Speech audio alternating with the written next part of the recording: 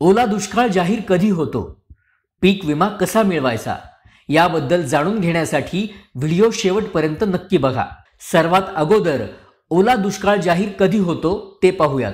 जर तुमच्या भागात 65 मिलीमीटरपेक्षा जास्त किंवा 100 मिलीमीटरपेक्षा अधिक पाऊस पडला तर तुम्ही ओला दुष्काळ जाहीर करण्याची मागणी करू शकता.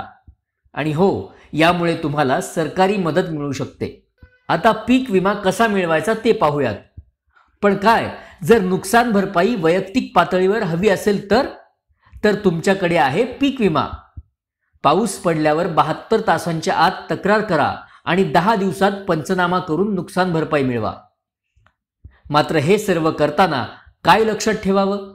तक्रार करताना सगळ्या सही आणि तपशील नीट भरून घ्या. पीक कापणीच्या प्रयोगांवर लक्ष ठेवा आणि मागील 7 वर्षांच्या सरासरी उत्पादनाशी तुलना करा. तर शेतकरी मित्रांनो, सावध रहा, योग्य वेळी तक्रार करा आणि तुमच्या हक्काची नुकसान भरपाई नक्की मिळवा. हा व्हिडिओ आवडला तर लाईक करा आणि शेअर करा.